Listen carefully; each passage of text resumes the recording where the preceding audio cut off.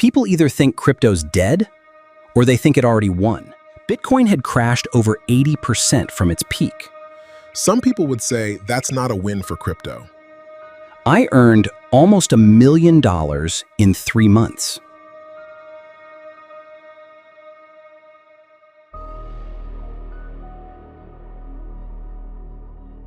Sorry to say that Nick left us due to other events, but happy to share that I am your new host, Mark.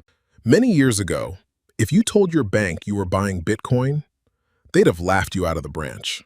Today, some of those same banks have a crypto desk down the hall. So did crypto win, or did Wall Street just take it over? Let's find out. Today's guest bet on crypto back in 2019 when most people thought it was already dead. Now he does this for a living. Carter, welcome to the show. Thanks for having me, Mark. This is a conversation I have constantly. People either think crypto's dead or they think it already won. Truth's messier than both.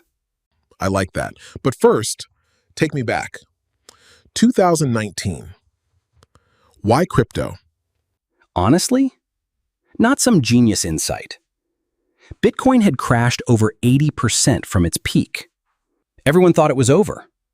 But I was reading white papers, forums, filings, and developers kept building anyway. So the crash was actually a signal?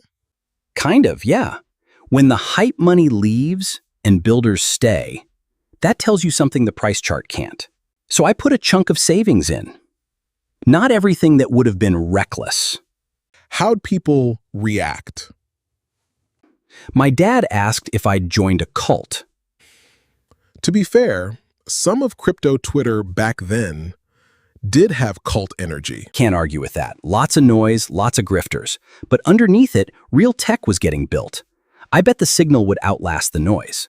And here we are, institutions buying in. So what actually counts as mainstream here? That's the real question. People mean totally different things by it. For some, mainstream just means my uncle owns some Bitcoin. For others, it means banks custody it and regulators have clear rules. Which bar have we actually cleared? The second one, way faster than I expected. Look at spot Bitcoin and Ethereum ETFs. A few years ago, the SEC kept rejecting those. Now, regular investors buy crypto exposure through a normal brokerage account. So it doesn't even have to touch a crypto exchange anymore. Exactly. It can just sit in a retirement account. Doesn't that change who's actually buying? Completely. Financial advisors, conservative allocators, pension-style money, people who'd never touch a crypto wallet themselves. Does that change how the asset behaves? Yeah. Fewer wild retail-driven swings, more reaction to interest rates and macro data, feels more like a traditional asset class. Some people would say that's not a win for crypto. That's crypto losing its soul.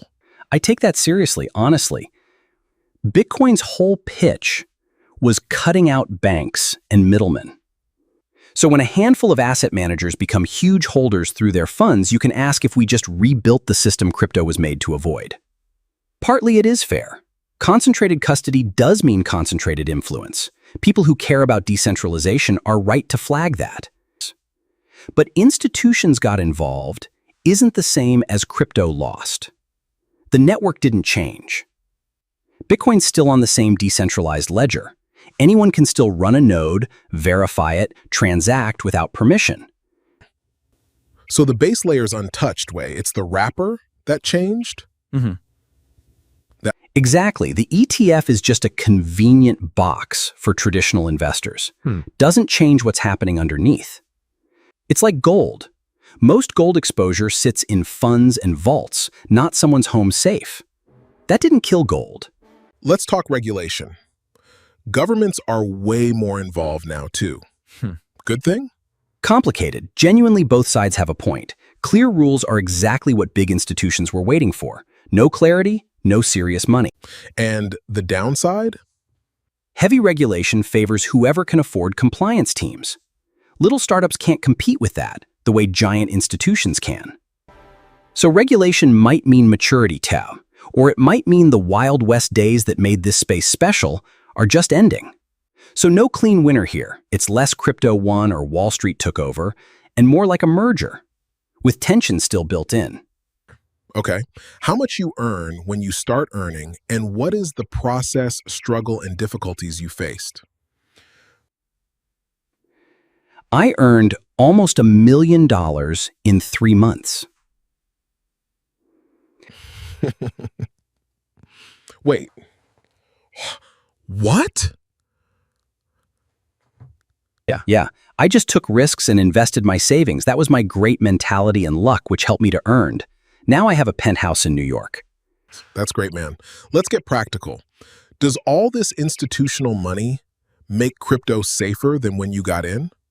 Safer in specific ways, more liquidity, more regulatory clarity, more consumer protection than the Wild West exchanges of 2019. What hasn't changed? Yeah. The volatility. Still real, still sharp. People see a bank logo on a crypto product and assume the swings are gone. They're not. And it's still a young asset class. Very young. Stocks and bonds have decades, centuries of history. Crypto's still writing its track record in real time. So your 2019 lesson still applies? I think so. I didn't bet everything then, and I still wouldn't now. Position sizing matters more than people admit. If someone thinks the smart money already got in and I missed it, what do you say? People said that about stocks in the 90s, about real estate, about gold. Every cycle, someone thinks they're too late. Most financial advisors still don't recommend real crypto allocations. Most pensions hold close to nothing here. We're early, not late. Great breakdown, Carter. 2 different kinds of winning, and we're getting a lot more of one than the other. So this is the end of episode. Tell us in comments how much you earned through crypto and when. Until then, goodbye.